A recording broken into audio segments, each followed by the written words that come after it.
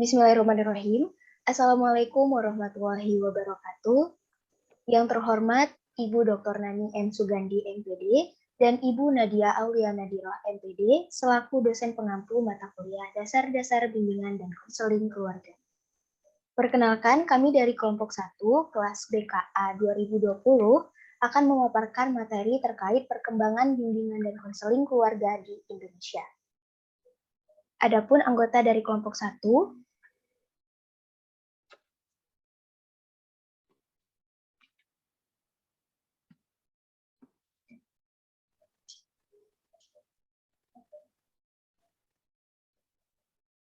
yakni ada Firda Nur Hanifah, Hana Azahra, Nabila Azahra, Zahra Nika Farsya, Zafira Azahra, dan Kirei Kania.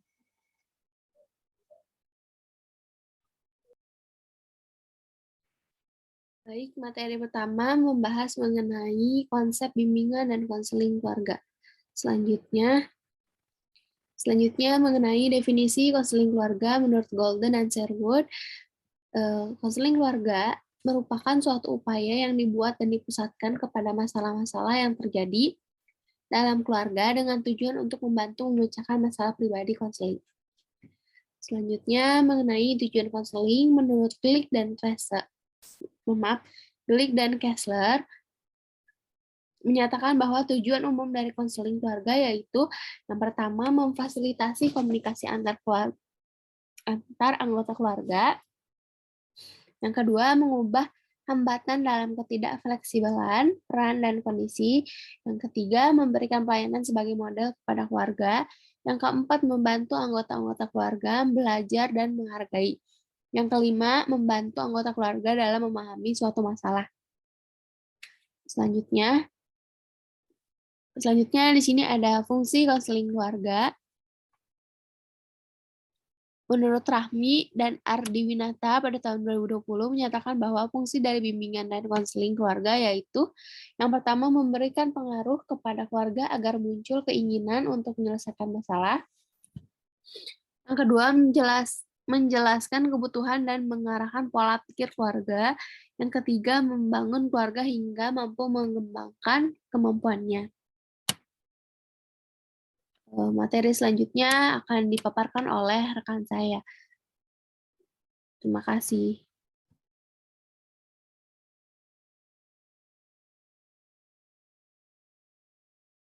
Materi selanjutnya yakni tokoh konseling keluarga. Next slide.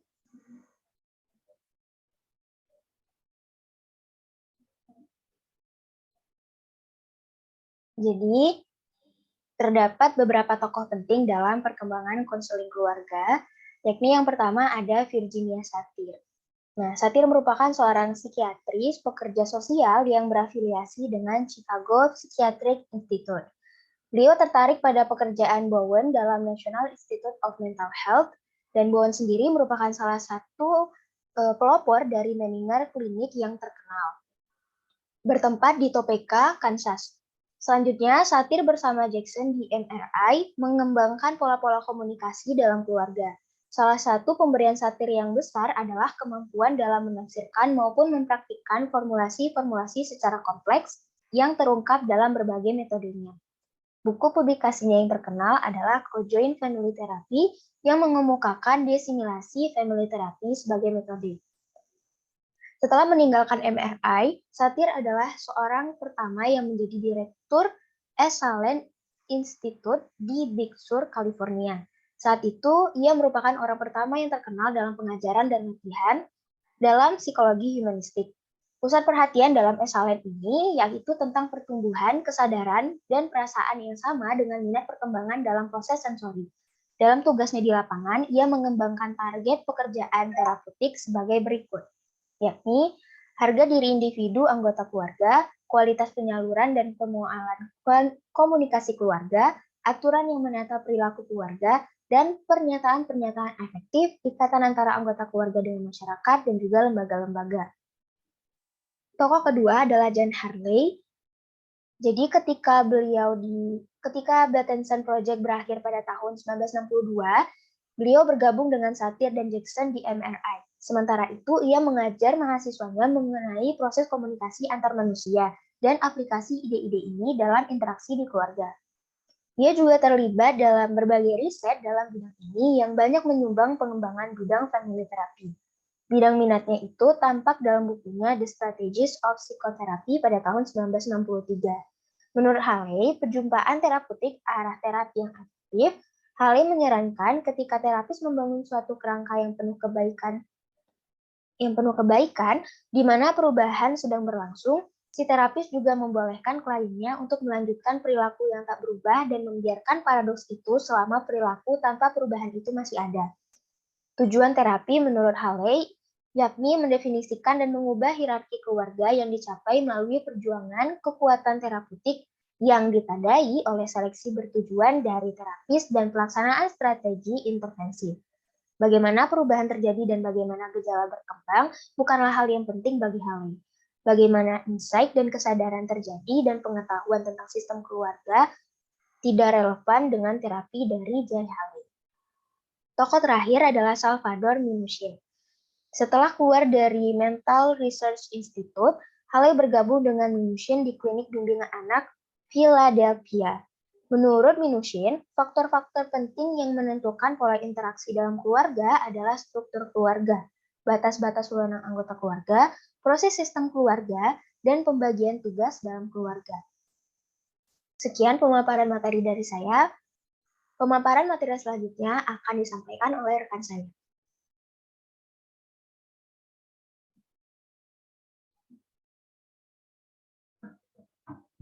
Baik, terima kasih. Boleh ke slide berikutnya.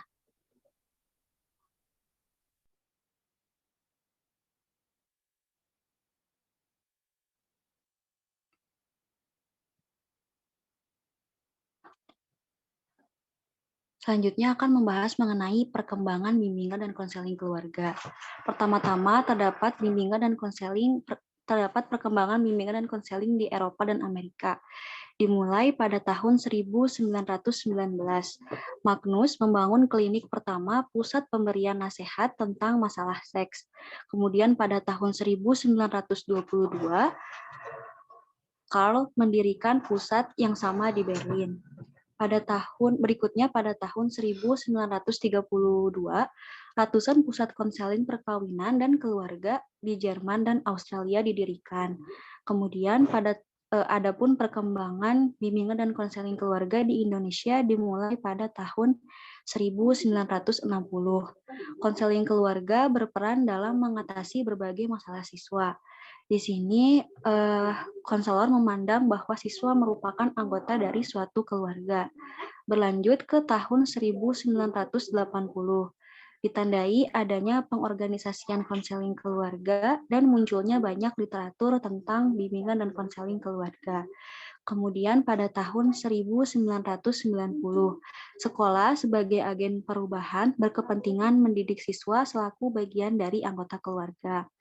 Nah, dari perkembangannya, bimbingan konseling keluarga ini terdiri dari setting sekolah dan setting luar sekolah. Setting dalam sekolah di mana konselor cenderung berorientasi pada masalah belajar siswa. Sedangkan pada setting di luar sekolah seperti yang dikemukakan oleh Willis bahwa pada abad sekitar tahun 60-an proses konseling keluarga mayoritas justru dilakukan oleh dokter kandungan dan dokter psikiatri. Dalam proses konseling, para dokter ini hanya melihat masalah keluarga dari sisi aspek individu sebagai anggota keluarga dan kurang melihat dari segi sistem keluarga. Nah, kemudian berkembang pada tahun 60-an ke atas, muncullah para sosiolog dan edukasionis yang melihat masalah dalam keluarga bukan merupakan masalah individual saja, melainkan ada indikasi masalah dalam sistem keluarga. Nah, karena penyimpangan yang terjadi pada anak dan remaja juga disebabkan karena adanya masalah dalam sistem keluarga. Gangguan yang terjadi pada anggota keluarga dinilai akibat dari adanya sistem keluarga yang bermasalah. Begitu juga dengan potensi yang dimiliki oleh anggota keluarga dikarenakan sistem keluarga yang dapat mengembangkannya. Sekian pematerian dari saya, dilanjut oleh rekan saya.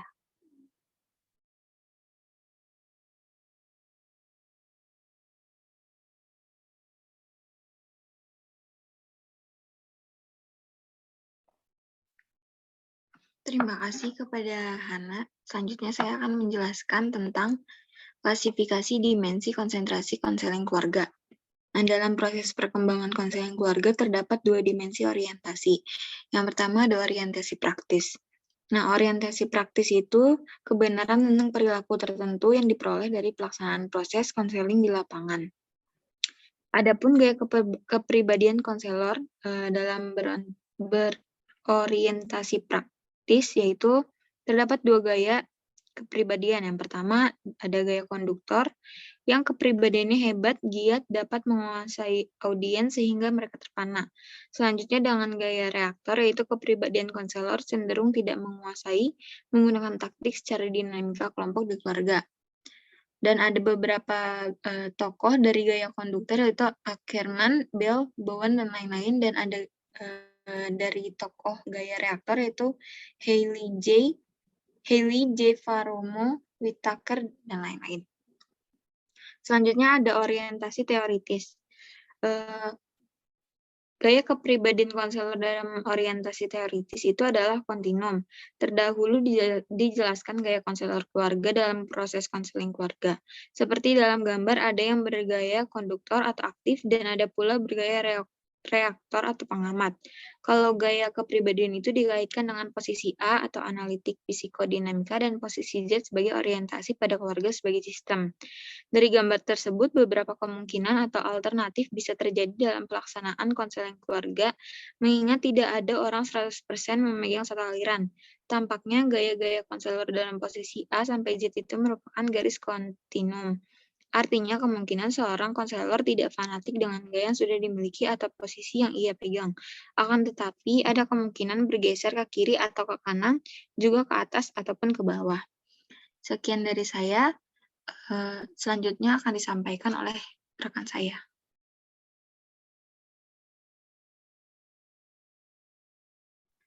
Baik, terima kasih kepada Azza. Selanjutnya ada kendala-kendala dalam pelaksanaan konseling keluarga. Nah, pelaksanaan konseling keluarga ini tentu tidak selamanya berjalan mulus. Terdapat beberapa kendala seperti diantaranya yang pertama, keluarga merasa memiliki gengsi yang tinggi dan akan turun jika konselor turut menangani urusan keluarga. Mereka cenderung merasa malu dan tabu mengungkapkan masalah keluarga kepada pihak lain. Di samping itu, keluarga atau terutama orang tua merasa bahwa urusan anak merupakan bagian dari urusan mereka sepenuhnya. Orang tua memiliki hak atas anak karena mereka yang membiayai hidup anaknya. Permasalahan yang muncul ini disebabkan karena masing-masing anggota keluarga memilih untuk saling membalas dengan perilaku negatif daripada mendiskusikan masalah yang ada, sehingga komunikasi antar anggota keluarga tidak terjalin dengan baik. Nah, kemudian yang kedua, orang tua tidak terbuka dan tidak kooperatif tentang keluarga dan membantah ketika diberi masukan oleh konselor. Yang ketiga, ada kendala setting seperti ketersediaan waktu. Konseling keluarga ini tak jarang memerlukan waktu yang lama karena permasalahan keluarga bersifat dinamis dan akan terus berkembang dari waktu ke waktu. Pembekalan ini akan terus diperlukan bagi para orang tua maupun anggota keluarga. Kemudian yang keempat, adanya ketidaktersediaan fasilitator atau sarana prasarana, sehingga kurang mendukung proses konseling keluarga. Nah, yang kelima, selain kendala yang disebabkan kurangnya fasilitas dan tempat, kendala yang dialami dalam konseling keluarga yaitu adanya ketidakstabilan emosional. Berikutnya juga terdapat konselor yang belum menguasai teori dan teknik. Contohnya ada kondisi di mana konseling memiliki perbedaan budaya dengan konselor. Akan tetapi konselor tidak efektif untuk mensiasati perbedaan budaya tersebut, sehingga konselor kesulitan dalam memberikan pemahaman dan penyampaian pesan baik secara verbal maupun nonverbal dengan akurat.